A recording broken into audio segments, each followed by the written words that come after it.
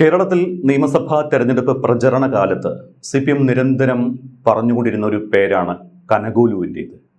കനകോലുവിൻ്റെ തന്ത്രങ്ങളാണ് UDF പാറ്റുന്നത്. VD Satheesan ഉൾപ്പെടെയുള്ളവർ കനകോലുവിൻ്റെ തന്ത്രങ്ങൾ പ്രാവർത്തികമാക്കാനാണ് ഈ തെരഞ്ഞെടുപ്പിൽ ശ്രമിക്കുന്നത് എന്ന് CPM നിരന്തരം പറഞ്ഞുകൊണ്ടിരുന്നതാണ്. അത്തരത്തിൽ വാർത്തകൾ വന്നതാണ്, അതെല്ലാം നമ്മൾ വായിച്ചതുമാണ്. പക്ഷേ ഈ തെരഞ്ഞെടുപ്പ് ഫലം വന്നതിന് ശേഷം കനകോലുവിൻ്റെ ടീമിനെ കുറിച്ച് ആരും അങ്ങനെയൊന്നും ചർച്ച ചെയ്യുന്നില്ല. കനകോലു ടീം പോയോ? എന്തായിരുന്നു കനകോലു ടീം കേരളത്തിൽ ചെയ്തുകൊണ്ടിരുന്നത്? ഇതൊക്കെയാണ് ഇന്ന് ചർച്ച ചെയ്യാൻ പോകുന്നത്. എന്നോടൊപ്പമുള്ളത് കനകോലു ടീമിനൊപ്പം ഉണ്ടായിരുന്ന ഗോപികൃഷ്ണനാണ്. സ്വാഗതം ഗോപികൃഷ്ണൻ. അതിന് തന്നെ ചോദിക്കാനുള്ളത്, ഈ കനകോലു ടീം എന്ന് പറഞ്ഞ് പലർക്കും അറിയാം, കനകോലുവിനെയും പലർക്കും അറിയാം. യഥാർത്ഥത്തിൽ ഈ കനകോലു ടീം എന്ന് പറയുന്നത് എന്താണ്? ആക്ച്വലി കനകോലു ടീം എന്നുള്ളത് പുറത്ത് മാധ്യമങ്ങളും മറ്റ് പൊളിറ്റിക്കൽ പാർട്ടീസും സംസാരിക്കുന്ന ഒരു കാര്യമാണ്. നമ്മളെ സംബന്ധിച്ചിടത്തോളം നമ്മൾ ഇൻക്ലൂസീവ് മൈൻഡ്സ് ആണ്. ഇൻക്ലൂസീവ് മൈൻഡ്സ് എന്നുള്ളതാണ് നമ്മുടെ ഓർഗനൈസേഷൻ്റെ പേര്. ആ ഇൻക്ലൂസീവ് മൈൻഡ്സ് എന്നുള്ള ഫേമിലാണ് നമ്മൾ എല്ലാ ടീംസും വർക്ക് ചെയ്യുന്നത്. നമ്മൾ പല സ്റ്റേറ്റ്സിലും വർക്ക് ചെയ്തിട്ടുണ്ട്. അങ്ങനെ ഒരു എല്ലാ സ്റ്റേറ്റിലും ചെയ്യുന്ന പൊളിറ്റിക്കൽ അസൈൻമെൻറ്റിൻ്റെ ഭാഗമായിട്ട് കേരളത്തിൽ വന്നതാണ്. ഒരുപക്ഷെ എനിക്ക് തോന്നുന്നു കേരളത്തിലായിരിക്കും ഏറ്റവും കൂടുതൽ ഇങ്ങനൊരു ഫേമിന് മറ്റ് പൊളിറ്റിക്കൽ റൈവൽസ് ഒരുപാട് വിസിബിലിറ്റിയും PR-ഉം കൊടുത്തത്. അപ്പോൾ ബേസിക്കലി ഇൻക്ലൂസീവ് മൈൻഡ്സ് എന്ന് പറയുന്ന ഒരു strategic communication and election management ഫേമാണ്. അതിനകത്ത് ഒരു ഇലക്ഷൻ മാനേജ്മെൻറ്റും അല്ലെങ്കിൽ ഒരു പൊളിറ്റിക്കൽ കമ്മിറ്റ്മെൻറ്റുമായിട്ട് ബന്ധപ്പെട്ട എല്ലാ കാര്യങ്ങളും അതിനകത്ത് സ്വാഭാവികമായിട്ടും വരും. ഈ ഇൻക്ലൂസീവ് മൈൻഡ്സ് എന്ന് പറയുമ്പോഴും ആളുകൾ ചർച്ച ചെയ്യുന്നത് കനകോലുവിൻ്റെ തന്ത്രം എന്നാണ്. പ്രത്യേകിച്ച് അത് CPM ആണ് തെരഞ്ഞെടുപ്പിൽ ആയുധമാക്കിയത്. തെരഞ്ഞെടുപ്പ് പ്രഖ്യാപിക്കുന്നതിന് മാസങ്ങൾക്ക് മുൻപ് തന്നെ നിങ്ങളുടെ ടീം ഇവിടെ കേരളത്തിൽ ഉണ്ടായിരുന്നു എന്നാണ് ഞാൻ മനസ്സിലാക്കുന്നത്. കേരളത്തിലേക്ക് വരുമ്പോൾ വലിയ വെല്ലുവിളികൾ ഉണ്ടായിരുന്നല്ലോ. അതുവരെ പറഞ്ഞുകൊണ്ടിരുന്നത് പിണറായിക്ക് 3-ാം ഊഴം ഉറപ്പാണ് എന്ന രീതിയിലാണ്, ശബരിമല വിവാദം കത്തുന്നതിന് മുൻപ് വരെ. അപ്പോൾ ഞാൻ മനസ്സിലാക്കിയിരിക്കുന്നത് ഗോപിയാണ് കനകോലുവിൻ്റെ ടീമിൽ ആദ്യമായിട്ട് കേരളത്തിൽ വരുന്നത് എന്നാണ്. എങ്ങനെയാണ് ഗോപി ഇവിടെ വരുന്നത്? ഈ കനകോലുവിൻ്റെ ടീമിലെ അംഗമായിട്ട് കേരളത്തിൽ നിയോഗിക്കപ്പെടുന്നത് എങ്ങനെയാണ്? ആക്ച്വലി ഞാനൊരു ജേർണലിസ്റ്റ് ആൻഡ് കമ്മ്യൂണിക്കേഷൻ ബാക്ക്ഗ്രൗണ്ടിൽ നിന്നുള്ളൊരു വ്യക്തിയാണ്. അപ്പോൾ ആ ഒരു പ്രൊഫൈലെല്ലാം മാറ്റി വെച്ചിട്ട് ഞാൻ സത്യം പറഞ്ഞ ബാംഗ്ലൂർ ആമസോണിൽ വർക്ക് ചെയ്യുന്ന സമയത്താണ് ഈ ഒരു ഫേമിന് കേരളത്തിലൊരു അസൈൻമെൻ്റ് ഉണ്ട് എന്നുള്ള കാര്യം അറിയുന്നതും. അങ്ങനെ എനിക്കറിയാവുന്ന എൻ്റെ മുൻ കൊളീഗ്സ് ആയിട്ടുണ്ടായിരുന്നു 1-2 പേര് ടീമിലുണ്ടായിരുന്നു already. They are booking in different states. അപ്പോൾ അവർ വഴിയാണ് റെഫറൻസിൽ ഞാൻ ഈ ഒരു പ്രോജക്റ്റിൻ്റെ ഭാഗമാവുന്നത്. സത്യം പറഞ്ഞാൽ ഞങ്ങൾ ഇവിടുത്തെ നമ്മളുടെ അസൈൻമെൻറ്റ് 2024 ലോക്സഭാ സമയത്ത് തുടങ്ങിയ ഒരു അസൈൻമെൻ്റ് ആണ്. അന്ന് വളരെ ചെറിയൊരു ടീമായിരുന്നു. കേരളത്തിലൊരു പക്ഷേ കേരളത്തിൽ നിന്ന് ടീമിലേക്ക് വന്ന ആദ്യത്തെ ആൾ ഒരു പക്ഷേ ഞാനായിരിക്കും എന്നാണ് ഞാൻ വിചാരിക്കുന്നത്. കാരണം അന്ന് ഞാൻ വരുമ്പോൾ അറൗണ്ട് 2 പേരെ ഉണ്ടായിരുന്നുള്ളൂ.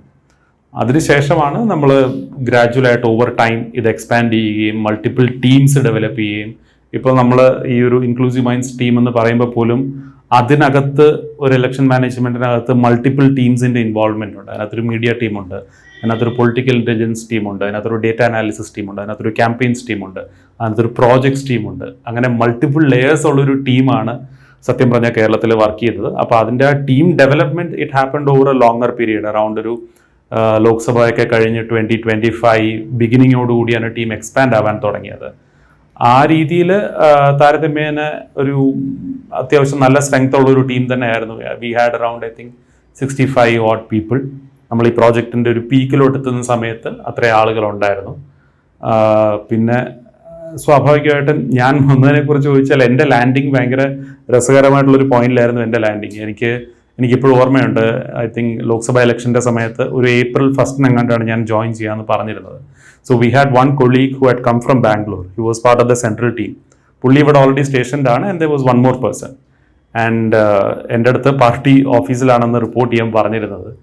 അപ്പോൾ അന്ന് അവിടെ ചെന്ന സമയത്ത് നമ്മൾ ഭയങ്കര എക്സ്പെക്ടേഷൻസോട് കൂടിയാണ്, okay we are going to work in a war room, we are going to work with a lot of people എന്നൊക്കെ പറഞ്ഞിട്ട് അവിടെ ചെന്നതിൻ്റെ അന്ന് വൈകുന്നേരം എൻ്റെ അടുത്ത് എൻ്റെ അന്നത്തെ കൊളീഗ് പുള്ളി വിളിച്ചിട്ട് പറഞ്ഞു, ഗോപി കുഴപ്പമില്ല, കാര്യങ്ങളൊക്കെ നമ്മൾ ഓണാണ്, ഗോപി വർക്ക് ഫ്രം ഹോം എടുത്താൽ മതി. അതെന്ന് തെറ്റി? അല്ല, ഗോപി വർക്ക് ഫ്രം ഹോം എടുത്തോളൂ, ദാറ്റ് ഈസ് ഫൈൻ അല്ലേ. ഞാൻ പറഞ്ഞു എനിക്കിങ്ങനെ ഒരു ഇലക്ഷൻ ഇതിനകത്ത്, കാരണം ലോക്സഭയുടെ പീക്കിലോട്ട് പോയിക്കൊണ്ടിരിക്കുന്നൊരു സമയമാണ്. Keralam I think it was second phase of election. അപ്പോൾ ഞാൻ പറഞ്ഞു, ഇല്ല എനിക്ക് എല്ലാവരുടെയും കൂടെ ഒരുമിച്ച് വർക്ക് ചെയ്യാനാണ്. അല്ല കുഴപ്പമില്ല, ഗോപി വർക്ക് ഫ്രം ഹോം എടുത്തോളൂ. അപ്പോൾ ഞാൻ കുറച്ച് ഇൻസിസ്റ്റ് ചെയ്തതിന് ശേഷമാണ് പുള്ളി എന്നോട് പറയുന്നത്, അല്ല ഇവിടെ കുറച്ച് പ്രശ്നങ്ങളുണ്ട്, കാരണം ഗോപി ഒരു SFI-കാരനാണ്, DYFI-കാരനാണ് എന്നുള്ളൊരു കംപ്ലയിൻറ്റ് ഇൻറ്റേർണലി വന്നിട്ടുണ്ട്. സോ ഓഫീസിൽ വന്നിരുന്ന് വർക്ക് ചെയ്യണ്ട. അപ്പോൾ കനകല്ലൂർ ടൈമിൽ SFIക്കാരും ഉണ്ടായിരുന്നു. മുൻ SFIക്കാരും ഉണ്ടായിരുന്നു എന്നുള്ളത് ഒരു സത്യമാണ്. അപ്പോൾ അതുകൊണ്ടാണ് കൃത്യമായിട്ട് CPMന്റെ പ്ലാനുകളൊക്കെ മനസ്സിലാക്കി അതിനെതിരെ പ്രവർത്തിക്കാൻ കഴിഞ്ഞത്. അങ്ങനെ സത്യം പറഞ്ഞാൽ ഞാൻ അങ്ങനെ പറയില്ല. കാരണം എന്ന് വെച്ചാൽ അത് ഇപ്പം നമുക്ക് സ്വാഭാവികമായിട്ട് സുഹൃത്തുക്കൾ എല്ലാ സ്ഥലത്തും ഉണ്ട്. നമുക്ക് CPMകാരായിട്ടുള്ള സുഹൃത്തുക്കളുണ്ട്, കോൺഗ്രസ്സുകാരായിട്ടുള്ള സുഹൃത്തുക്കളുണ്ട്, BJP ആയിട്ട് അനുഭവമുള്ള കുറച്ച് പേരെങ്കിലും നമ്മുടെ ഒരു നെറ്റ്വർക്കിലുണ്ട്. പക്ഷെ ഒരിക്കൽ പോലും നമ്മുടെ പ്രൊഫഷണൽ ഒരു അസൈൻമെന്റിന് വേണ്ടിയിട്ട് ഒരു തരത്തിലുള്ള ഒരു എക്സ്ട്രാ എഫേർട്ട് നമ്മുടെ ഒരു ഓപ്പോസിറ്റ് സൈഡിലുള്ള പൊളിറ്റിക്കൽ ക്ലയൻറ്റിൻ്റെ അടുത്ത് നിന്ന് അല്ലെങ്കിൽ പൊളിറ്റിക്കൽ പാർട്ടിയുടെ അടുത്തു നിന്ന് ഉള്ള ഫ്രണ്ട്സിൻ്റെ അടുത്ത് നമ്മൾ, ടു ബി വെരി ഓണസ്റ്റ്, നമ്മൾ അങ്ങനെ ഒരിക്കലും ഇട്ടിട്ടില്ല. ബിക്കോസ് നമ്മുടെ വർക്ക് പരമാവധി പ്രൊഫഷണലായിട്ട് മുന്നോട്ട് കൊണ്ടുപോകാനാണ് നമ്മൾ ശ്രമിച്ചിട്ടുള്ളത്. അത് ഈ പറയുന്ന പോലെ മൾട്ടിപ്പിൾ ടീംസിൻ്റെ ഔട്ട്പുട്ട് ഉണ്ട്, നമുക്ക് ഗ്രൗണ്ടിൽ തന്നെ ഇൻപുട്സ് ഗ്യാദർ ചെയ്യാനുള്ള ആളുകളുണ്ട്. അത് വെച്ചിട്ടാണ് നമ്മൾ ആ സാധനം മൊത്തം ഡെവലപ്പ് ചെയ്തിട്ടുള്ളത്. ഓക്കെ, ഇവിടെ കനകല്ലൂർ ടീം വരുന്നതിന് മുമ്പ് ഞാൻ നേരത്തെ സൂചിപ്പിച്ചതുപോലെ പിണറായിക്ക് 3-ാം ഊഴം എന്നത് അലയൊലി ഇങ്ങനെ മുഴങ്ങിക്കൊണ്ടേയിരുന്നു. അത് CPMനും ഉറപ്പായിരുന്നു. പിന്നീടാണ് ശബരിമല വിവാദം വരുന്നതോടുകൂടി അത് മാറിപ്പോകുന്നത്. നിങ്ങളുടെ ഒരു സ്ട്രാറ്റജി എങ്ങനെയായിരുന്നു? ഇവിടെ ഒരു സാധ്യതയും ഉണ്ടായിരുന്നില്ല, അത് മാറ്റിക്കൊണ്ടുവന്നത് ആ ഒരു പ്ലാൻ എന്തായിരുന്നു?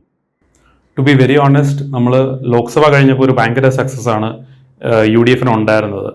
ആസ് കമ്പയർഡ് ടു 2019 ഒരു സീറ്റ് കുറഞ്ഞു, BJP ഒരു അക്കൗണ്ട് ഓപ്പൺ ചെയ്തു എന്നിരുന്നാൽ പോലും അത്യാവശ്യം നല്ലൊരു വിക്ടറിയാണ്. 18-1-1 എന്നുള്ളതായിരുന്നു final Tally.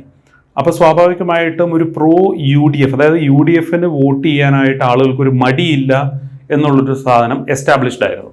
But the challenge that we were facing in Kerala, നമ്മൾ കേരളത്തിൽ ഫേസ് ചെയ്യുന്ന ഒരു പ്രധാനപ്പെട്ട ചലഞ്ച് എന്ന് പറഞ്ഞാൽ what was one point that we need to focus on. അതായത് കേരളത്തിലെ ഒരു പൊളിറ്റിക്കൽ ക്യാമ്പയിൻ എടുക്കുന്ന സമയത്ത് എന്തിലാണ് നമ്മൾ ഫോക്കസ് ചെയ്യേണ്ടതെന്നുള്ള കാര്യം നമ്മൾ മനസ്സിലാക്കിയെടുക്കാൻ നമ്മൾ കുറച്ച് ടൈം സ്പെൻഡ് ചെയ്യേണ്ടി വന്നു. കാരണം കേരളത്തിൻ്റെ ഒരു ഇലക്ട്രൽ ഹിസ്റ്ററിയോ അല്ലെങ്കിൽ ഒരു ഇലക്ട്രൽ ഡൈനാമിക്സോ നോക്കിയാൽ എപ്പോഴും ഭയങ്കര, ടു ബി വെരി ഓണസ്റ്റ്, വിയേർഡായിട്ട് ഒരു ഔട്ട്കം തരുന്ന ഒരു സ്റ്റേറ്റ് ആണ്. കാരണം കേരളത്തിൽ ആദ്യമായിട്ട് NDAക്ക് ഒരു MP ഉണ്ടാവുന്നത് 2004 ഇലക്ഷനിലാണ്. അന്ന് പക്ഷേ NDA നാഷണൽ ലെവലിൽ NDA ഓവർ പവർ ചെയ്ത് UPA വരുന്ന സമയമാണ്. അന്ന് എനിക്ക് തോന്നുന്നു ഇവിടെ UPAക്ക് ഒറ്റ സീറ്റേ ഉണ്ടായിരുന്നുള്ളൂ. എനിക്ക് തോന്നുന്നു മുസ്ലിം ലീഗിൻ്റെ ഒരു സീറ്റാണ്. അപ്പോൾ ആ രീതിയിൽ നമ്മൾ പ്രെഡിക്റ്റ് ചെയ്യാൻ പറ്റുന്നതിനപ്പുറത്തേക്ക് ഒരു ഇലക്ട്രൽ ഔട്ട്കം വരുന്നൊരു സ്റ്റേറ്റാണ്. അതുകൊണ്ട് തന്നെ വളരെ കോഷ്യസ് ആയിട്ടായിരുന്നു ടീമിൻ്റെ ഓവറോൾ അപ്രോച്ച്. നമ്മൾ ആദ്യം ചെയ്തതെന്ന് വെച്ചാൽ ഗ്രൗണ്ടിൽ പരമാവധി നമ്മളുടെ ആളുകളെ ഡിപ്ലോയ് ചെയ്യുക എന്നുള്ളതാണ്. അത് ഒരുപാട് പേരെ വെറുതെ വിടുന്നു എന്നതിനേക്കാൾ ഉപരി ഒരു പാർലമെൻറ്റ് കോൺസ്റ്റിറ്റ്യുവൻസിയിൽ ഒരു നമ്മളുടെ ഒരു PI, അതായത് പൊളിറ്റിക്കൽ ഇൻ്റലിജൻസ് റിസോഴ്സ് ഉണ്ടാവും. അവർ വഴി നമ്മൾ പരമാവധി ആളുകളുമായിട്ട് ഇൻട്രാക്ട് ചെയ്യുക, ആളുകളുടെ ഒരു മൂഡ് മനസ്സിലാക്കുക, ആളുകളുടെ ഒരു സെൻറ്റിമെൻറ്റ് മനസ്സിലാക്കുക. അതാണ് നമ്മളുടെ പ്രധാനപ്പെട്ട ഒരു ഇൻപുട്ട്. ആ ഇൻപുട്ടിനനുസരിച്ച് വേണം നമ്മൾ ആക്ട് ചെയ്യാൻ. അപ്പോൾ അതിനാണ് നമ്മൾ ഏറ്റവും ആദ്യം നമ്മൾ പ്രയോറിറ്റി കൊടുത്തത്. ആദ്യം വന്ന് നമ്മളൊരു ഹൈ പ്രൊഫൈൽ ക്യാമ്പയിൻ ചെയ്യുന്നതിനേക്കാൾ ഉപരി we wanted to understand what the people of Kerala were thinking. അതിൽ ഞങ്ങൾ മനസ്സിലാക്കിയൊരു കാര്യം, ആളുകൾക്ക് ലെഫ്റ്റ് മാറണം എന്നൊരു mindset to some extent ഉണ്ടായിരുന്നു. പക്ഷേ വൈ UDF എന്നുള്ളൊരു ക്വസ്റ്റ്യൻ ആൻസർ ചെയ്യാൻ പറ്റുന്നൊരു സിനാരിയോയിലോട്ട് അന്ന് കാര്യങ്ങൾ പൂർണ്ണമായിട്ടും എത്തിയിട്ടില്ലായിരുന്നു. അപ്പോൾ നമ്മൾ പിന്നീട് ആലോചിച്ചത്, ഓക്കെ, നമ്മൾ ഈ ലെഫ്റ്റിനെതിരെ ഒരു ക്യാമ്പയിൻ ചെയ്യുന്ന സമയത്ത് what is it that we are going to focus on. അങ്ങനെയുള്ള നമ്മളുടെ ഗ്രൗണ്ട് അസസ്മെൻറ്റിൻ്റെ ഭാഗമായിട്ടാണ് it was not just about governance, പക്ഷേ അത് കുറച്ചുകൂടെ പീപ്പിൾ സെൻട്രിക് ആയിട്ടുള്ള ഒരു കമ്പാഷൻ കുറവ് ഗവൺമെൻറ്റിൽ നിന്ന് ആളുകൾക്ക് ഫീൽ ചെയ്യുന്നുണ്ടായിരുന്നു. അതായത് ആളുകൾക്ക് എല്ലാവർക്കും ആക്സസിബിൾ ആയിട്ടുള്ളൊരു ഗവൺമെൻറ് ആയിട്ട് സാധാരണക്കാരായിട്ടുള്ള മനുഷ്യർക്ക് തോന്നിയിട്ടില്ല. Of course there were a lot of welfare measures ഒക്കെ നല്ലപോലെ ഉണ്ടായിരുന്നു. ഈ പെൻഷൻ കൊടുക്കുന്നതാണെങ്കിലും മറ്റ് ലൈഫ് സ്കീംസ് ആണെങ്കിലും ഒരുപാട് വെൽഫെയർ സ്കീംസ് ഉണ്ടായിരുന്നു. പക്ഷേ ഓരോ ആളുകളുടെ നീഡ് ഡിഫറെൻ്റ് ആണ്. ഇപ്പോൾ എനിക്ക് പേഴ്സണലി എൻ്റെ ഫാമിലിയിൽ നീഡ് ഉണ്ടാവും, അല്ലെങ്കിൽ എൻ്റെ വീട്ടിലൊരു നീഡ് ഉണ്ടാവും. When I don't have A government, ഈ ഗവൺമെൻറ് എൻ്റെ പെർട്ടിക്കുലർ നീഡ് കേൾക്കുന്നില്ല എന്ന് തോന്നുമ്പോഴാണ് എനിക്ക് ഈ ഗവൺമെൻറ്റിനോടൊരു വിപ്രതിപത്തി ഉണ്ടാകുന്നത്. ആ രീതിയിൽ എല്ലാ മനുഷ്യർക്കും ആക്സസിബിൾ ആയിട്ടുള്ള ഒരു ഗവൺമെൻറ് ആണ് ഇതെന്ന് എല്ലാവർക്കും തോന്നിയിരുന്നില്ല എന്നുള്ളതാണ് നമ്മൾ മനസ്സിലാക്കിയിരുന്നത് ഒരു പ്രധാനപ്പെട്ട കാര്യം. ഓക്കെ, എങ്കിൽ കൂടി ഈ നിങ്ങൾ വിചാരിച്ചതിൽ അപ്പുറം ഒരു വിജയം കിട്ടിയിട്ടുണ്ട്. 102 സീറ്റ് ഒരിക്കലും പ്രതീക്ഷിച്ചിട്ടില്ല. ഒരു സർവേ പോലും അങ്ങനെ പറഞ്ഞിട്ടില്ല. ഞാൻ മനസ്സിലാക്കിയത് നിങ്ങളുടെ ഏജൻസി പോലും ഒരു 80 to 85 അതിനപ്പുറം പോകാൻ സാധ്യതയില്ല എന്നൊരു വിലയിരുത്തലായിരുന്നു ഉണ്ടായിരുന്നത്.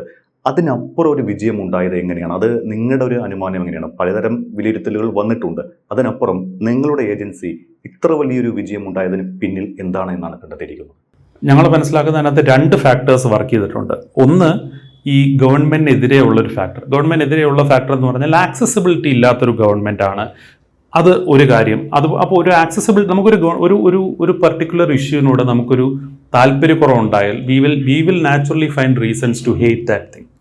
നമുക്ക് തന്നെ അതിനോടുള്ള പിന്നെ അത് ചെയ്യുന്നതെല്ലാം നമുക്ക് ദേഷ്യമുള്ളതായിട്ട് അല്ലെങ്കിൽ അതിനോട് താല്പര്യമില്ലാത്തതായിട്ട് തോന്നും. അങ്ങനെയാണ് ആളുകൾക്കിടയിൽ വളരെ സോളിഡായിട്ട്, പിന്നെ ഇഷ്യൂസ് ഇല്ല എന്ന് നമുക്ക് പരിപൂർണമായിട്ട് പറയാൻ പറ്റത്തില്ല. സാധാരണക്കാരുമായിട്ട് ഇൻട്രാക്ട് ചെയ്യുന്ന പല ഡിപ്പാർട്ട്മെൻറ്റ്സും കൺവിൻസിങ് ആയിട്ടുള്ള രീതിയിൽ അവരുടെ ഇഷ്യൂസ് കേട്ടിട്ടില്ല എന്നുള്ള ഒരു പോയിന്റാണ്. പ്രത്യേകിച്ച് ഹെൽത്ത് ഡിപ്പാർട്ട്മെൻറ്റിൻ്റെ കാര്യത്തിലെടുത്താൽ ഏറ്റവും കൂടുതൽ ക്രിറ്റിസിസംസ് ഉണ്ടായത് ഹെൽത്ത് ഡിപ്പാർട്ട്മെൻറ്റിനെതിരെയാണ്. അതേപോലെ തന്നെയാണ് ഹോം ഡിപ്പാർട്ട്മെൻറ്റ്, പോലീസ് ഡിപ്പാർട്ട്മെൻറ്റ്. അപ്പോൾ ഈ പർട്ടിക്കുലർ ഡിപ്പാർട്ട്മെൻറ്റ്സ് എല്ലാം ആളുകളുടെ ഒരു ഗ്രീവൻസ് റിഡ്രസ് ചെയ്യുന്നതിനകത്ത് ഒരു പരിധിവരെ സക്സസ്ഫുൾ ആയില്ല എന്നുള്ളതാണ് നമ്മളുടെ ഒരു വിലയിരുത്തൽ. അതുകൊണ്ടാണ് ഇപ്പോൾ എല്ലാവരും പറയും ഒരു ഗവൺമെൻറ് ഹോസ്പിറ്റലിലല്ലേ പ്രശ്നം ഉണ്ടായുള്ളൂ, അതുകൊണ്ട് എന്താണ്? പക്ഷേ ഗവൺമെൻറ് ഹോസ്പിറ്റൽ എന്ന് പറയുന്നത് ഈ നാട്ടിലെ ഏറ്റവും സാധാരണക്കാരായിട്ടുള്ള മനുഷ്യർ പോകുന്നൊരു സ്ഥലമാണ്. അവിടെ ഒരിടത്ത് പോലും ഒരാൾക്ക് പോലും പ്രശ്നം ഉണ്ടാവാതിരിക്കാൻ ഇരിക്കേണ്ടത് ഗവൺമെൻറ്റിൻ്റെ ഉത്തരവാദിത്തമാണ്. അങ്ങനെ പിന്നെ അതിനകത്ത് മറ്റൊരു കാര്യം ഗവൺമെൻറ്റിൻ്റെ ഭാഗത്തുനിന്ന് ഉണ്ടായതായിട്ട് നമുക്ക് തോന്നിയൊരു കാര്യം ക്രൈസിസ് മാനേജ്മെൻറ്റാണ്. ഒരു ഇഷ്യൂ ഉണ്ടായി, ആ ഇഷ്യൂവിനെ നമുക്ക് 2 രീതിയിൽ ഇൻ്റർപ്രറ്റ് ചെയ്യാം. ഏതൊർ ഈ issue this is something negative, ഇത് നമുക്ക് നെഗറ്റീവായിട്ട് ബാധിക്കുന്നൊരു സാധനമാണ്, അതുകൊണ്ട് നമുക്ക് ഇതിനകത്ത് ഭയങ്കര പ്രശ്നമാണ്. Or you use it as your advantage. ഈ ഒരു ഇഷ്യൂ ഉണ്ടായി, ഈ ഇഷ്യൂവിനെ ഞാൻ എങ്ങനെ ഡീല് ചെയ്യുന്നു എന്നുള്ളതിനനുസരിച്ചാണ് എന്നെ ആളുകൾ വിലയിരുത്താൻ പോകുന്നത്. ആ ഒരു പോയിന്റിലും ഇപ്പോൾ പുറത്തു പോയ ഗവൺമെൻറ്റിന് കുറച്ച് പ്രശ്നങ്ങളുണ്ടായി. കാരണം എന്ന് വെച്ചാൽ പബ്ലിക്കിൻ്റെ ഇടയിൽ ഇവരിത് നന്നായിട്ടല്ല ഡീല് ചെയ്യുന്നത്. ഇപ്പോൾ ആശാ വർക്കേഴ്സിൻ്റെ പ്രൊട്ടസ്റ്റ് ആണെങ്കിലും ഹെൽത്ത് ഇഷ്യൂസ്, ഇപ്പോൾ കോഴിക്കോടുള്ള ഹർഷീന എന്ന് പറയുന്ന ആ ഒരു പേഷ്യൻ്റ് ഇഷ്യൂ ആണെങ്കിലും അങ്ങനെ പലതരത്തിലുള്ള ഗ്രീവൻസസ് ഉണ്ടായപ്പോൾ അത് റിഡ്രസ് ചെയ്യുന്നതിനകത്ത് ഒരു വീഴ്ചയുണ്ടായി എന്ന് പൊതുജനങ്ങൾക്കൊരു തോന്നലുണ്ടായിരുന്നു. അത് ഒന്നാമത്തെ കാര്യം. രണ്ടാമത്തെ കാര്യം, ഐ തിങ്ക് UDF ഒരു മെച്ചപ്പെട്ട ഓൾട്ടർനേറ്റീവ് ആണെന്നുള്ളൊരു വിശ്വാസം ആളുകൾ ഉണ്ടാക്കാനായിട്ട് ലാസ്റ്റ് 1 ഇയറിൽ അവർ കഴിഞ്ഞിട്ടുണ്ട്. Especially the kind of effort put in by the senior leadership, that is VD Satheesan ആണെങ്കിലും രമേശ് ചെന്നിത്തലാണെങ്കിലും. രമേശ് ചെന്നിത്തലായിരുന്നു ക്യാമ്പയിൻ കമ്മിറ്റി ചെയർമാൻ. അതേപോലെ AICC എന്ന് KC വേണുഗോപാൽ, പുള്ളി നേരിട്ട് MP ഇവിടെ പുള്ളി ക്യാമ്പ് ചെയ്ത് പ്രവർത്തിക്കുന്നുണ്ട്. അങ്ങനെ ഇവർ 3 പേരും അല്ലെങ്കിൽ ഈ ഒരു combined leadership we are going to find solutions and fix the issues എന്നുള്ളൊരു ട്രസ്റ്റ് ആളുകളിൽ കൊടുത്തിട്ടുണ്ട്. അതുകൊണ്ടാണ് ഞങ്ങൾ മനസ്സിലാക്കുന്നത്. ഇപ്പം ഞങ്ങളുടെ അസസ്മെൻറ്റിനെ പറ്റി ജമീഷ് പറഞ്ഞ ഒരുവിധം കറക്റ്റാണ്. കാരണം ഇപ്പോൾ ഞങ്ങളുടെ അസസ്മെൻറ്റ് ഒരു 85-90 ആ റേഞ്ചിലാണ്. അത് നമ്മൾ എപ്പോഴും ചെയ്യുന്ന ഒരു കൺസർവേറ്റീവ് ആയിട്ടാണ്. കാരണം എന്ന് വെച്ചാൽ ചില സീറ്റുകൾ ഇത് ജയിക്കാൻ ചാൻസ് ചെറുതായിട്ടേ ഉള്ളെങ്കിൽ നമ്മളത് ജയിക്കുമെന്ന് പറയില്ല, അതിൻ്റെ ഒരു ഡെഡ് ഹീറ്റായിട്ട് വയ്ക്കും. അപ്പോൾ അതിനും മേലെ പോയി ആളുകൾ ജയിക്കുമ്പോൾ സ്വാഭാവികമായിട്ട് ആളുകൾ ആ ഒരു ആസ്പിറേഷനിലായിട്ട് വോട്ട് ചെയ്യുന്നതുകൊണ്ടാണ്. They want a change and they really know who they want to bring back. Okay, ഇവിടെ ഇപ്പോൾ ഇത്രയും വലിയൊരു വിജയം ഉണ്ടായപ്പോൾ ഞാൻ തുടക്കത്തിൽ സൂചിപ്പിച്ചതുപോലെ കനഗോലു ഫാക്ടർ ഔട്ടായിരിക്കുകയാണ്. അതെന്തുകൊണ്ടാണ് ഈ വിജയത്തിന് പിന്നിൽ കനഗോലു എന്ന ഒരു ഫാക്ടർ വരാതിരുന്നത്? നേരത്തെ CPM ഉൾപ്പെടെ പറഞ്ഞത് കനഗോലുവാണ് ഇതിന് പിന്നിലെന്നാണ്. വിജയിച്ചപ്പോൾ VD സതീഷിന് മാത്രം വിജയമായി, ടീം UDF എന്നൊക്കെ പറയുന്നുണ്ട്. അതിനപ്പുറം നിങ്ങളുടെ തന്ത്രങ്ങളെല്ലാം വേസ്റ്റ് ആയോ? ഞാനതിനെ അങ്ങനെയല്ല കാണുന്നത്. കാരണം ഈ സക്സസ് ഒരു കളക്റ്റീവ് എഫേർട്ടിൻ്റെ സക്സസ്സാണ്. അതിനകത്ത് സ്വാഭാവികമായിട്ടും പൊളിറ്റിക്കൽ ലീഡർഷിപ്പ്, ഇപ്പം നമ്മൾ പൊളിറ്റിക്കൽ ലീഡർഷിപ്പിനെ അസിസ്റ്റ് ചെയ്യുന്നൊരു ജോലിയാണ് ഒരു ഏജൻസി എന്നുള്ളതല്ലേ നമ്മൾ ചെയ്യുക.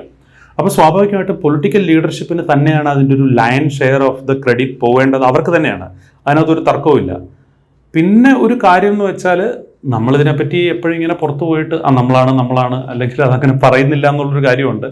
അത് മാത്രമല്ല, നല്ലൊരു സക്സസ് ഉണ്ടാകുമ്പോൾ എനിക്ക് തോന്നുന്നു ജോൺ എഫ് കെന്നഡിയാണ് പണ്ട് പറഞ്ഞിട്ടുള്ളത്, success has 1000 fathers or 100 fathers but failure is an orphan എന്ന് പറയുന്നത് പോലെ സ്വാഭാവികമായിട്ടും അത് അങ്ങനെ തന്നെയാണ് എപ്പോഴും ഉണ്ടാവുക. ഓക്കെ, ഇപ്പോൾ ഈ നിലവിൽ കനഗോലുവിൻ്റെ പ്രവർത്തനം ഏതെങ്കിലും രീതിയിൽ ഉണ്ടോ കേരളത്തിൽ? ഏജൻസി അല്ല, നിങ്ങളുടെ മൊത്തത്തിൽ?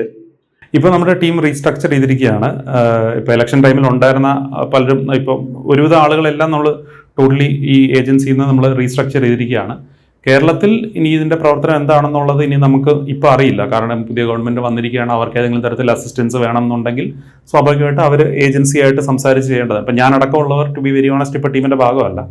സോ നമ്മളെ എൻഗേജ്മെൻറ്റ് സക്സസ്ഫുള്ളി കംപ്ലീറ്റ് ചെയ്യാൻ പറ്റിയതിൻ്റെ ഒരു എന്താ പറയുന്ന ഒരു സന്തോഷത്തിലാണ്. ശരിക്കും ഇപ്പോൾ ടീം UDF എന്ന് പറയുന്നു, അധികാരത്തിലെത്തിയ ശേഷമാണ് ടീം UDF. മുൻപ് നല്ല രീതിയിൽ പ്രവർത്തിച്ചിട്ടുണ്ട്, ഇല്ല എന്നല്ല. പക്ഷെ നിങ്ങളുടെ തന്ത്രങ്ങൾ ഏത് രീതിയിലാണ് ഈ നേതാക്കൾ ഉൾക്കൊണ്ടത്? ഒന്നാമത് കോൺഗ്രസ് നേതാക്കളാണ്, വിരുദ്ധാഭിപ്രായങ്ങൾ കൂടുതലാണ്, CPM പോലെയല്ല. അപ്പോൾ നിങ്ങളുടെ തന്ത്രങ്ങൾ ഏത് രീതിയിലാണ് ഈ നേതാക്കളെ പറഞ്ഞ് മനസ്സിലാക്കിയത്? അവിടെ എന്തെങ്കിലും വെല്ലുവിളി ഉണ്ടായിരുന്നോ? വെല്ലുവിളി എന്ന് പറയാൻ പറ്റില്ല, പക്ഷെ ഓരോരുത്തർക്കും അവരവരുടേതായിട്ടുള്ള വ്യക്തിപരമായ ബോധ്യങ്ങളുണ്ടാവും. ഇപ്പോൾ എൻ്റെ ഒരു കൺവിക്ഷൻ ആയിരിക്കില്ല ജമീഷിനുണ്ടാവുന്നത്. ജമീഷ് പറയുന്ന ഒരു സാധനത്തിനകത്ത് എനിക്ക് പൂർണ്ണമായിട്ട് കൺവിക്ഷൻ ഉണ്ടാവണമെന്നില്ല. അത് സ്വാഭാവികമായിട്ട് എല്ലാവർക്കും ഉണ്ടാവുന്നൊരു കാര്യമാണ്. പക്ഷേ കേരളത്തിലെ പാർട്ടി ഞങ്ങളെ സംബന്ധിച്ചിടത്തോളം, ടീമിനെ സംബന്ധിച്ചിടത്തോളം വളരെ കോപ്പറേറ്റീവായിട്ടാണ് പല കാര്യങ്ങളിലും ഇടപെട്ടിട്ടുള്ളത്. ഇൻ ടേംസ് ഓഫ് നമ്മുടെ ഓവറോൾ ക്യാമ്പയിൻസ്. ഇപ്പോൾ കഴിഞ്ഞ ഇലക്ഷൻ വരെയുള്ള ഒരു 6 മാസം എടുത്താൽ ലോക്കൽ ബോഡി തൊട്ട് നമ്മൾ ടെക്നിക്കലി ഫുള്ളായിട്ട് പാർട്ടിയോട് എൻഗേജ് ചെയ്തിട്ടാണ് വർക്ക് ചെയ്യുന്നത്. ഇപ്പോൾ ട്രിവാൻഡ്രം കോർപ്പറേഷൻ ഇപ്പോൾ BJP പോയി എന്ന് പറയുമ്പോൾ പോലും അവിടെ ആളുകൾ അധികം റെക്കഗ്നൈസ് ചെയ്യാത്തൊരു ഫാക്ടർ എന്ന് പറയുന്നത് UDF 10 സീറ്റ്സിൽ നിന്ന് ഒറ്റയടിക്ക് 20 സീറ്റ്സ്, ദാറ്റ്സ് ടെക്നിക്കലി ഡബിൾ, അങ്ങനെ ഇതിലോട്ട് വരുന്നു. അപ്പോൾ അതിന് വേണ്ടിയിട്ടുള്ള ഗ്രൗണ്ട് വർക്ക് നമ്മൾ എടുക്കുന്നത്, ആ ഗ്രൗണ്ട് വർക്കിൽ നിന്ന് കിട്ടുന്ന ഇൻപുട്സ്, ആ ഇൻപുട്സിൽ നമ്മൾ കൊടുക്കുന്ന ആക്ഷനബിൾസ്, ഇവയെല്ലാം പാർട്ടി വളരെ നല്ല രീതിയിൽ തന്നെ പരിഗണിച്ചിട്ടുണ്ട്. That is being said about local body. അത് തിരുവനന്തപുരത്ത് മാത്രമല്ല, മറ്റ് പല പ്രധാനപ്പെട്ട കോർപ്പറേഷൻസിലും നമ്മൾ ഈ രീതിയിൽ പാർട്ടിയായിട്ട് അസോസിയേറ്റ് ചെയ്ത് വർക്ക് ചെയ്തിട്ടുണ്ട്. അതിൽ നല്ല റിസൾട്ട് ഉണ്ടാക്കാൻ പറ്റിയതിൽ സന്തോഷമുണ്ട്. ആ ട്രസ്റ്റിൽ നിന്നാണ് നമ്മൾ സ്വാഭാവികമായിട്ടും അടുത്ത ലെയറായിട്ടുള്ള അസംബ്ലിയിലേക്ക് വരുന്നത്. അതിനകത്ത് ഓവറോൾ ക്യാമ്പയിൻസ്, ഇപ്പോൾ പാർട്ടിയുടേതായിട്ട് നിങ്ങൾ TV-യിലും സോഷ്യൽ മീഡിയയിലും ഒക്കെ കണ്ടിട്ടുള്ള അഡ്വർടൈസ്മെൻറ്റ്സ്, അതുപോലെ മറ്റ് ഡിസൈൻ കൊളാട്രൽസ്, ഇതിൻ്റെ എല്ലാം ബ്രെയിൻ സ്റ്റോമിങ്ങും ബേസിക് വർക്കും നടന്നിട്ടുള്ളത് നമ്മുടെ ഇവിടുത്തെ ഓഫീസിലാണ്. I'm not taking credit for it, but I just want the people to know that. ആളുകൾക്ക് അറിയണം, കാരണം അങ്ങനെ ഒരു വർക്ക് ഇവിടെ നടന്നിട്ടുണ്ട്. That is A reality. ഇപ്പം ഞാൻ സത്യം പറഞ്ഞാൽ ജമീഷ് പറഞ്ഞ പോലെ മീഡിയ ടീമിലാണ് വർക്ക് ചെയ്തിട്ടുള്ളത്. എൻ്റെ പ്രധാനപ്പെട്ട ഒരു ജോബ് ഇതെന്ന് പറയുന്നത് മീഡിയ ആയിട്ട് ഇൻട്രാക്ട് ചെയ്യുക, മീഡിയയിൽ നിന്ന് ഇൻപുട്സ് ഗ്യാദർ ചെയ്യുക എന്നുള്ളതാണ്. അതല്ലാതെ പ്രോജക്ട്സിനായിട്ട് ഈ പറയുന്ന ക്യാമ്പയിൻസും അഡ്വർടൈസ്മെൻറ്റ്സും മറ്റ് സ്ലോഗൻസും എല്ലാം ഡെവലപ്പ് ചെയ്യാനായിട്ട് we had A dedicated team. അതവിടെ വർക്ക് ചെയ്തിട്ടുണ്ട്. അതിനോടൊപ്പം തന്നെ പറയേണ്ട ഒരു ടീം എന്ന് പറയുന്നത് GI അല്ലെങ്കിൽ പൊളിറ്റിക്കൽ ഇൻ്റലിജൻസിൻ്റെ ടീമാണ്. കേരളത്തിൽ 20 ലോക്സഭാ മണ്ഡലങ്ങളുണ്ടെങ്കിൽ ആ 20 മണ്ഡലങ്ങളിലും കൃത്യമായിട്ട് ആളുകളെ ഡിപ്ലോയ് ചെയ്യുകയും ഡേ ടു ഡേ ബേസിസിൽ അവിടെ നിന്ന് എല്ലാ ദിവസവും അവരുടെ ഇൻപുട്സ് എടുക്കുക, ആ ഇൻപുട്സിൽ നിന്നും പാർട്ടിക്ക് ആവശ്യമുള്ള കാര്യങ്ങൾ പാർട്ടിയിലേക്ക് എത്തിക്കുക, അവർ ചെയ്യേണ്ട കാര്യങ്ങൾ അവരോട് കൃത്യമായിട്ട് പറയുക. അതായത് you have to do something. ഇപ്പോൾ ഒരു പർട്ടിക്കുലർ ഇഷ്യൂ ഉണ്ടാകുന്ന സമയത്ത് we are telling the party, ഈ പർട്ടിക്കുലർ കോൺസ്റ്റിറ്റ്യുവൻസിയുടെ ഈ സ്ഥലത്ത് ഇങ്ങനൊരു ഇഷ്യൂ ഉണ്ട്, we as a agency suggesting you that you can do XYZ. ഈ പർട്ടിക്കുലർ ലീഡർ അവിടെ പോകണം, അല്ലെങ്കിൽ അവരെ കാണണം, അവരുടെ കാര്യത്തിൽ ഇടപെടണം. അങ്ങനെ ആ രീതിയിൽ ഒരു പൊളിറ്റിക്കൽ പാർട്ടിക്ക് കൊടുക്കാൻ പറ്റുന്ന പരമാവധി അസിസ്റ്റൻസ് കൊടുത്തിട്ടുണ്ട് എന്നാണ് നമ്മൾ വിചാരിക്കുന്നത്. അപ്പോൾ അതുപോലെ ഈ നേരത്തെ വാർത്തകൾ വന്നതും ഞാൻ മനസ്സിലാക്കിയതും ഈ സ്ഥാനാർത്ഥി നിർണയവും ഒരു പ്രധാന ഘടകമായിരുന്നല്ലോ. നിങ്ങളിപ്പോൾ ലോക്കൽസിൻ്റെ പൾസ് കൃത്യമായിട്ട് മനസ്സിലാക്കിയിട്ടുണ്ട് നിങ്ങളുടെ ഏജൻസി. അപ്പോൾ സ്ഥാനാർത്ഥി നിർണയത്തിലും നിങ്ങളുടെ ഒരു സ്വാധീനം ഉണ്ടായിട്ടുണ്ടോ? തീർച്ചയായിട്ടും ഉണ്ട്. അതായത് ഇപ്പം ഞങ്ങൾ സ്ഥാനാർത്ഥി ലിസ്റ്റ് കാണുന്ന സമയത്ത് നമ്മളെ സംബന്ധിച്ചിടത്തോളം ഭയങ്കര സന്തോഷമാണ്. കാരണം നമ്മൾ കൊടുക്കുന്നതിനകത്തൊരു അറൗണ്ട് 85 to 90% ആണ് അതിൻ്റെ ഒരു ഓവറോൾ സക്സസ് റേറ്റ് അല്ലെങ്കിൽ ഒരു സ്ട്രൈക്ക് റേറ്റ് എന്ന് പറയുന്നത്. ഇപ്പം നമ്മുടെ ടീം, ഇപ്പം എൻ്റെ ടീം മീഡിയ ടീമാണ്. മീഡിയ ടീം അറൗണ്ട് കഴിഞ്ഞ സെപ്റ്റംബർ 2025 സെപ്റ്റംബർ ലോക്കൽ ബോഡിക്ക് മുന്നേ ആണ് ഞങ്ങളുടെ ഒരു കാൻഡിഡേറ്റ് അസസ്മെൻറ്റ് തുടങ്ങിയിരുന്നത്. എല്ലാ ജില്ലകളിലും പല രീതിയിൽ ആളുകളോട് സംസാരിച്ച്, മീഡിയയോട് സംസാരിച്ച്, അല്ലെങ്കിൽ ജേർണലിസ്റ്റോട് സംസാരിച്ച്, മറ്റ് ലോക്കൽ ഇൻപുട്സ് തരാൻ പറ്റുന്ന ആളുകളോട് സംസാരിച്ച് പരമാവധി കോംപ്രിഹെൻസീവ് ആയിട്ടുള്ള ലിസ്റ്റുകളാണ്. അതും നമ്മളുടെ ഇൻക്ലൂസീവ് മൈൻഡ്സ് എന്ന് പറയുന്ന സ്ഥാപനത്തിൽ ഒരു ടീമല്ല സ്ഥാനാർത്ഥി ലിസ്റ്റ് ചെയ്യുന്നത്. നമ്മുടെ മീഡിയ ടീം ഒരു സൈഡിൽ ചെയ്യും, സ്വാഭാവികമായിട്ടും PI ടീം ചെയ്യും, അടുത്ത് ക്യാമ്പയിൻസ് ടീം ചെയ്യും, മറ്റേതൊക്കെ സോഴ്സസ് ഇന്ന് ആക്സസ് ചെയ്യും അവിടെ നിന്നെല്ലാം ഇൻപുട്സ് കളക്ട് ചെയ്യും. പിന്നെ സ്ഥാനാർത്ഥി നിർണ്ണയത്തിൽ നമ്മൾ പ്രത്യേകം ശ്രദ്ധിക്കേണ്ട ഒരു കാര്യം, നമ്മൾ 1, 2, 3 എന്ന് പറഞ്ഞിട്ടായിരിക്കും ഇന്ന ഇത്ര സ്ഥാനാർത്ഥികളാണ് നമുക്ക് ഇവിടെയൊക്കെ പരിഗണിക്കാൻ പറ്റുന്നത്. Why this person should be number 1, ഇയാളെ എന്തുകൊണ്ട് നിങ്ങൾ ഒന്നാമത് ഇട്ടു എന്നും കൂടെ നമ്മൾ പറയണം. സോ നമുക്ക് വെറുതെ ബ്ലഫ് ചെയ്ത് ആകാശത്തൊന്നും ഒരു സ്ഥാനാർത്ഥി പട്ടിക എടുത്ത് വെറുതെ കിട്ടുന്നതെടുത്ത് കൊടുക്കാൻ പറ്റില്ല. അപ്പോൾ ആ രീതിയിൽ കൺവിൻസിങ് ആയിട്ടുള്ള രീതിയിൽ നമ്മൾ പാർട്ടിയോടും അല്ലെങ്കിൽ നമ്മുടെ ടീമിനോടും നമ്മുടെ ടീമിലെ ഹയറാർക്കിയിൽ നമ്മളത് കൺവിൻസ് ചെയ്യണം. അതിനുവേണ്ട ഗ്രൗണ്ട് വർക്ക് നമ്മൾ ഗ്രൗണ്ടിൽ സ്വാഭാവികമായിട്ടും എടുക്കുകയും വേണം. ഗോപി, ഈ MLA സ്ഥാനാർത്ഥികൾ ആരാണ് എന്ന് കണ്ടെത്താൻ നിങ്ങൾ കൃത്യമായിട്ടൊരു സർവേ നടത്തിയിട്ടുണ്ട്. 1, 2, 3 നമ്പർ ഇട്ട് കൊടുക്കുകയൊക്കെ ചെയ്തിട്ടുണ്ട്. അപ്പോൾ തന്നെ നിങ്ങൾക്ക് ഗ്രൗണ്ട് റിയാലിറ്റി കൃത്യമായിട്ട് അറിയാം, ആ ഗ്രൗണ്ടിൻ്റെ പൾസ് അറിയാം. ഏകദേശം കോൺഗ്രസിന് വേണ്ടിയാണ് പ്രവർത്തിക്കാൻ വന്നത് എങ്കിൽ കൂടി CPM കൃത്യമായിട്ട് മനസ്സിലാക്കണം, BJP മനസ്സിലാക്കണം, അവരുടെ തന്ത്രങ്ങൾ മനസ്സിലാക്കണം. നമുക്ക് ഈ ഇലക്ഷൻ കഴിഞ്ഞു റിസൾട്ട് വന്ന് എല്ലാം മാറ്റിവെക്കാം. ഈ 3 പാർട്ടികളെയും കൃത്യമായി വിലയിരുത്തിയപ്പോൾ ഇവരുടെ ഒരു ഫ്യൂച്ചർ എന്താണ്? കോൺഗ്രസിനെ മാറ്റിവെക്കാൻ നമ്മൾ കോൺഗ്രസിന്റെ കാര്യം ചർച്ച ചെയ്തു. CPM, BJP ഇവരുടെ രാഷ്ട്രീയ ഭാവി എന്താണ് കേരളത്തിൽ? നിലവിൽ ഈ റിസൾട്ട് വന്ന സാഹചര്യത്തിൽ സ്വാഭാവികമായിട്ടും കോൺഗ്രസിനാണ് ഒരു അപ്പർ ഹാൻഡ് ഉള്ളത്. കാരണം അവർക്ക് ആ ഒരു ട്രസ്റ്റ് കോൺഗ്രസിലാണെന്ന് ബ്ലോക്കായിട്ട് ഇപ്പോൾ ഒരു പർട്ടിക്കുലർ മേഖലയിൽ അല്ലാതെ നോർത്ത് ടു സൗത്ത് ആളുകൾ ആ സാധനം റിഫ്ലക്ട് ചെയ്തിട്ടുണ്ട്. ഇപ്പോൾ തിരുവനന്തപുരം പോലൊരു ജില്ലയാണെങ്കിലും അല്ലെങ്കിൽ കൊല്ലം പോലൊരു ജില്ലയാണെങ്കിലും ഒക്കെ എല്ലായിടത്തും പാൻ കേരള ആ ഒരു സപ്പോർട്ട് കോൺഗ്രസിനാണെന്നുള്ളത് ആളുകൾ വളരെ ക്ലിയർ ആയിട്ട് അനൗൺസ് ചെയ്ത് കഴിഞ്ഞു. ഇനി ഇതിൽ നിന്ന് മുന്നോട്ട് പോകുമ്പോൾ ശ്രദ്ധിക്കേണ്ട ചില കാര്യങ്ങൾ എന്ന് പറഞ്ഞാൽ, കേരളം എന്ന് പറയുന്ന ഒരു സൊസൈറ്റി വളരെ സെക്യുലർ ആയിട്ടുള്ളൊരു സൊസൈറ്റി ആയിട്ട് നിന്നതിന് പിന്നിൽ നമ്മൾ ഈ പറഞ്ഞ പൊളിറ്റിക്കൽ ബൈനറി ഉണ്ട്. ഓരോ 5 വർഷം കൂടുമ്പോഴേ LDFും UDFും മാറി മാറി വരുന്ന ബൈനറിയാണ് ഈ കമ്മ്യൂണൽ ഫോഴ്സസിനെ കുറച്ചെങ്കിലും മാറ്റി നിർത്തിയിട്ടുള്ളത്. പക്ഷേ ഇത്തവണ നമ്മൾ നോക്കിയാൽ ആദ്യമായിട്ട് BJP മുമ്പ് 2016 ഒരു സീറ്റ് എന്നുള്ളത് 2021 0 ഇപ്പോൾ തിരിച്ചു വന്നപ്പോൾ 3 സീറ്റായിട്ട് വർദ്ധിച്ചു. അതിൽ നമ്മൾ മനസ്സിലാക്കേണ്ട ഒരു കാര്യം, ഒരു ആൻറ്റി ഇൻകംബൻസി വേവ് ഉണ്ടാവുമ്പോൾ, അതായത് ഗവൺമെൻറ്റിനെതിരെ ഒരു വികാരം ഉണ്ടാവുമ്പോൾ ഒപ്പോസിഷൻ പാർട്ടീസിനെല്ലാം അതിലൊരു സ്റ്റേക്ക് ഉണ്ടാവും. അതായത് people are going to vote for anybody but U.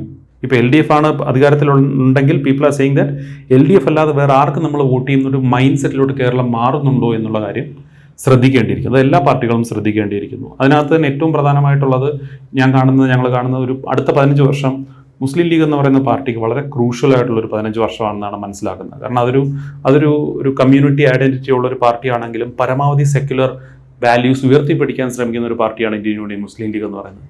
പക്ഷെ അങ്ങനെ അവർ ഉയർത്തിപ്പിടിക്കുമ്പോൾ മുൻപ് നാഷണൽ ലെവലിൽ കോൺഗ്രസിന് ഉണ്ടായിരുന്ന പോലെ ഒരു ഐഡിയോളജിക്കൽ ഡ്രെയിനിങ് അതിനകത്ത് ഉണ്ടാകുമോ എന്നുള്ളൊരു കാര്യം നമ്മൾ കാത്തിരുന്ന് കാണണം. ഒരു പക്ഷേ അടുത്ത 15 വർഷത്തിനകം മുസ്ലിം ലീഗ് അല്ലാതെ ഓൾട്ടർനേറ്റീവ്സ് ആ കമ്മ്യൂണിറ്റിയുടെ ഇടയിൽ നിന്ന് ഉണ്ടായി വരാനുള്ളൊരു സാധ്യതയുണ്ട്. അല്ലെങ്കിൽ ഇവരുടെ റെലവൻസ് ക്വസ്റ്റ്യൻ ചെയ്യപ്പെടാനുള്ളൊരു സാധ്യത സ്വാഭാവികമായിട്ടും ഉണ്ട്. പിന്നെ ഈ പറയുന്ന BJP എന്ന് പറയുന്ന ഫാക്ടറാണ്. 3 സീറ്റ് ജയിച്ചു എന്ന് പറയുമ്പോഴും അവർ അറൗണ്ട് ഒരു 15 or 20 സീറ്റ്സിൽ അത്യാവശ്യം നല്ല രീതിയിൽ വോട്ട്സ് പിടിച്ചിട്ടുണ്ട്. അത് എന്തുകൊണ്ടുണ്ടായി എന്നുള്ളത് കേരളത്തിലെ 2 പ്രബല മുന്നണികളും അങ്ങോട്ടും ഇങ്ങോട്ടും അതായത് സ്വയം മനസ്സിലാക്കേണ്ട ഒരു കാര്യമാണ്. അവിടെ ആർക്കാണ് വോട്ട് ചോർച്ച ഉണ്ടായത്, അല്ലെങ്കിൽ എന്താണ് അതിൻ്റെ ഫാക്ടർ എന്നുള്ളത്. അത് ഈ പ്രധാനപ്പെട്ട LDF UDF എന്ന് പറയുന്ന ബൈനറി ആ ഒരു വിഷയം കൃത്യമായിട്ട് അഡ്രസ്സ് ചെയ്തില്ലെങ്കിൽ ഈ പറയുന്ന പോലെ നെക്സ്റ്റ് 15-20 ഇയേഴ്സിൽ കേരളത്തിൻ്റെ പൊളിറ്റിക്കൽ ലാൻഡ്സ്കേപ്പ് തന്നെ പൂർണ്ണമായിട്ടും മാറാൻ ചാൻസ് ഉണ്ട്. ലാസ്റ്റ് പോയിന്റ് LDFനെയും CPMനെയും കുറിച്ചിട്ടാണ്. ഒരു ഇലക്ഷൻ ഡിഫീറ്റ് ഉണ്ടായി. അപ്പോൾ ആ ഇലക്ഷൻ ഡിഫീറ്റിനകത്ത് ഒരു ഐഡിയൽ സിനാരിയോയിൽ നമ്മൾ ചെയ്യേണ്ടത് ആ ഇലക്ഷൻ ഡിഫീറ്റ് എന്തുകൊണ്ടാണ് ഉണ്ടായതെന്നുള്ളത് നമ്മൾ അക്നോളജ് ചെയ്യണം. ആദ്യം അത് മനസ്സിലാക്കണം, അത് അക്നോളജ് ചെയ്യണം. നമ്മൾ പബ്ലിക്കിനോട് ആ ഒരു കാര്യം കൃത്യമായിട്ട് നമ്മളത് കമ്മ്യൂണിക്കേറ്റ് ചെയ്യണം. Okay, we are acknowledging it, we are going to correct so and so and so. ആ ഒരു സാധനം ഉണ്ടെങ്കിൽ മാത്രമേ നമുക്കൊരു പബ്ലിക് ട്രസ്റ്റ് ഉണ്ടാവുള്ളൂ. അതുകൊണ്ടാണ് ഞാൻ ഏറ്റവും അവസാനം കണ്ടൊരു പോസിറ്റീവ് സാധനം MK സ്റ്റാലിൻ്റെ ഒരു വീഡിയോ ആണ്. പുള്ളി ഇലക്ഷൻ തോറ്റതിന് ശേഷം.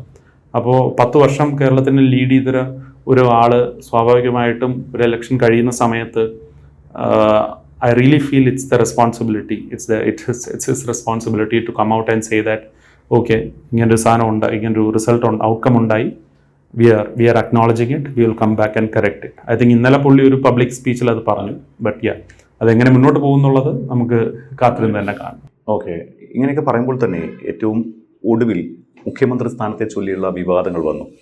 അതിനു മുമ്പ് ചോദിക്കാനുള്ളത്, ഈ VD സതീഷിനെ ഹൈലൈറ്റ് ചെയ്തിട്ടുണ്ട്. അപ്പോൾ അത് ശരിക്കും കനകോലുവിൻ്റെ തന്ത്രമായിരുന്നു. അപ്പോൾ പലരും VD സതീഷിന് പിന്നിൽ സോഷ്യൽ മീഡിയ ടീം, അവരുടേതായിട്ടുള്ളൊരു ടീം പ്രവർത്തിച്ചു, അതുകൊണ്ടാണ് VDക്ക് ഇത്ര ഹൈപ്പ് കിട്ടിയെന്നൊക്കെ പറയുന്നുണ്ട്. ശരിക്കും കനകോലുവിൻ്റെ ടീം VDക്ക് പിന്നിലുണ്ടായിരുന്നു?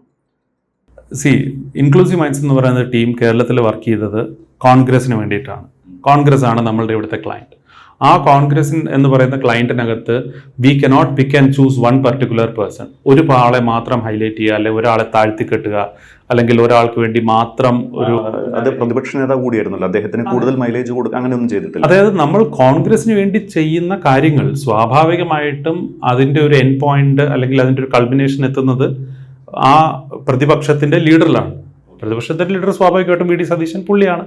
സോ അല്ലാതെ നമ്മൾ ആസ് എ ടീം ഒരിക്കലും അങ്ങനെ പർട്ടിക്കുലർ ആയിട്ട് ഇന്ന ഒരാളെ ഹൈലൈറ്റ് ചെയ്യണം അല്ലെങ്കിൽ ഇന്ന ഒരാളെ ഹൈലൈറ്റ് ചെയ്യരുത്, അങ്ങനെ ഒരു സാധനം നമ്മൾ ചെയ്തിട്ടുണ്ടെന്ന് എനിക്ക് ടു ബി വെരി ഓണസ്റ്റ് തോന്നുന്നില്ല. ഓക്കെ, എന്തായാലും ഇലക്ഷൻ കഴിഞ്ഞതോടുകൂടി നിങ്ങളുടെ വർക്ക് സ്റ്റോപ്പ് ചെയ്തെന്ന് പറഞ്ഞു. എങ്കിൽ കൂടി മുഖ്യമന്ത്രി സ്ഥാനത്തെ ചൊല്ലി വലിയ വിവാദം ഉടലെടുത്തിരുന്നു. ചെന്നിത്തലയുണ്ടായിരുന്നു, KC ഉണ്ടായിരുന്നു, VD ഉണ്ടായിരുന്നു. ഏറ്റവും ഒടുവിൽ ഞാൻ മനസ്സിലാക്കുന്നത് അവസാന നിമിഷങ്ങളിലാണ് VD കയറി വരുന്നത്. അതിന് മുൻപ് തന്നെ KC വരും എന്ന് ഉറപ്പിച്ച് നിൽക്കുന്ന ഒരു ഘട്ടമുണ്ടായിരുന്നു.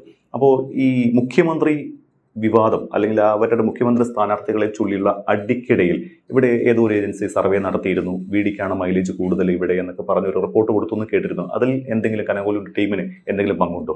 ഞാനും ഈ ഒരു കാര്യം പറഞ്ഞു കേട്ടതേ ഉള്ളൂ. എന്നെ ഒന്ന് രണ്ട് എൻ്റെ മീഡിയ സുഹൃത്തുക്കൾ വിളിച്ചിട്ട് ഇങ്ങനെ ഒരു സംഭവം ഉണ്ട്, നിങ്ങളാണോ ചെയ്യുന്നത് ചോദിച്ചു. ഞാൻ പറഞ്ഞു ഞങ്ങളല്ല. കാരണം ഞങ്ങളല്ല ആസച്ച് എനിക്ക് ഇപ്പം സ്വാഭാവികമായിട്ട് അങ്ങനെ ഒരു സാധനം ചെയ്യുന്നുണ്ടെങ്കിൽ 89-90% അത് മീഡിയ ടീമിൻ്റെ അടുത്തും കൂടെ അറിയിക്കും, നിങ്ങളും കൂടെ ഒരു കാര്യം അന്വേഷിക്കണം എന്ന് പറഞ്ഞു. പക്ഷേ നമ്മൾ വഴി അങ്ങനെ ഒരു സാധനം ടു ബി വെരി ഓണസ്റ്റ് വന്നിട്ടില്ല.